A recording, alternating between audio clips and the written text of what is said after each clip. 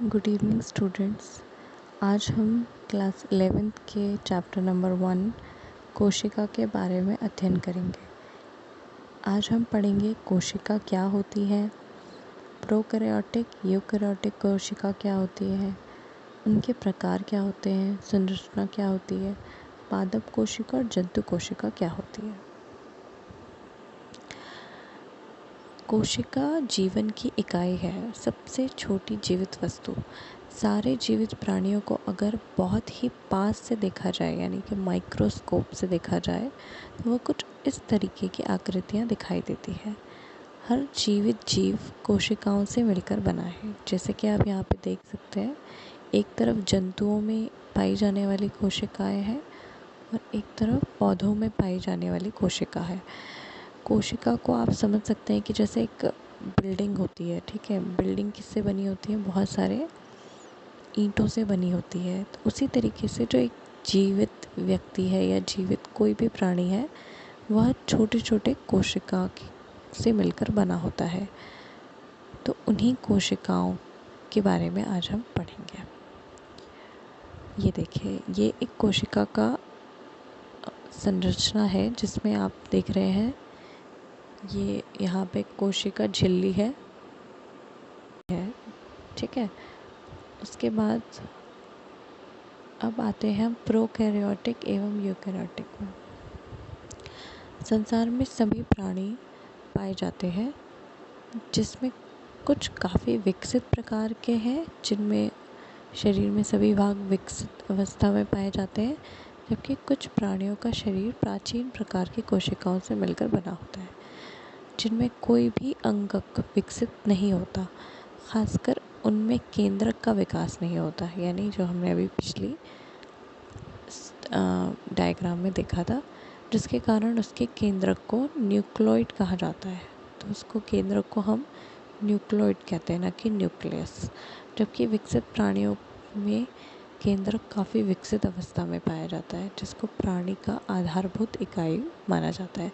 इसको बहुत ही सिंपल भाषा में अगर हम देखें तो जो प्रोकैरियोटिक होते हैं ना, वो आपके सिंगल यानी सिर्फ एक कोशिका से बने होते हैं, लेकिन जो यूकैरियोटिक होते हैं वो आपके मल्टी यानी बहुत सारी कोशिकाओं से बने होते हैं।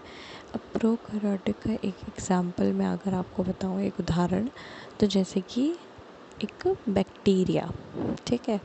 जो बैक्टीरिया होता है वो प्रोकैरियोटिक होता है, वो सिंगल एक ही कोशिका से बना हुआ होता है। लेकिन जो यूकैरियोटिक होते हैं वो मल्टी यानी बहुत सारी कोशिकाओं से मिलकर बने होते हैं, जैसे कि आपका कोई भी जानवर या इंसान।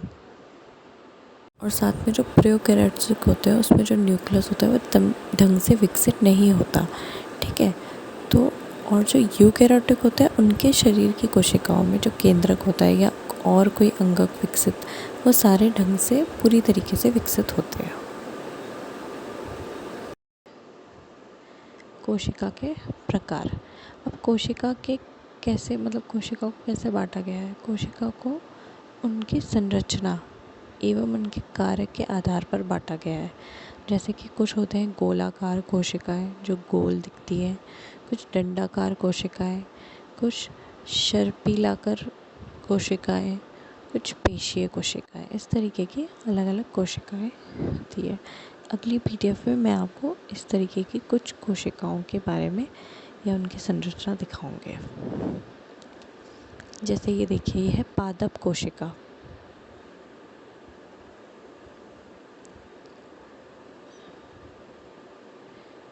देखिए, ये है कोशिका झिल्ली जो यहाँ बाहर पे दिख रही है। ये क्या करती है? कोशिका के अंदर के जो भी केंद्रक होते हैं उनको बाहर आने के लिए एक प्रोटेक्टिव एक लेयर प्रोवाइड करती है, जिससे वो कोशिका जो है कि जो अंदर के केंद्रक होते हैं वो बाहर को नहीं आ सकते। उसके बाद ये बीच में केंद्रक होता है और ये, अब जैसे ये आप देख रहे हैं जंतु कोशिका है, इसमें हम देख रहे हैं यहाँ पे बीच में केंद्रक है, ठीक है। और फिर एक कोशिका झिल्ली है, और जो कोशिका अंगक और कोशिका विलय है वो दोनों मिलकर कोशिका द्रव्य बनाते हैं। कोशिका द्रव्य अधिकतर पानी होता है, यानी ये जो कोशिका अंगक होते हैं उनको सुरक्षित रखने के लिए एक पानी जैसा पदार्थ होता है, अधिकतर पानी जैसा। और जो कोशिका झिल्ली होती है वो बहुत ही इम्पॉर्टेंट काम करती है। जैसे कोशिका के जो अंदर के अंगक होते हैं उनको बाहर के एनवायरनमेंट से मिलने से रोकती है, ताकि वो ख़राब ना हो जाए, डैमेज ना हो जाए।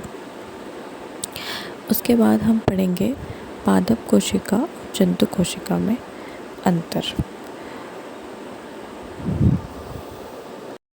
इनकी जो बीच का अंतर है वो मैं आपको अपनी नेक्स्ट वीडियो में बताऊंगी। Thank you.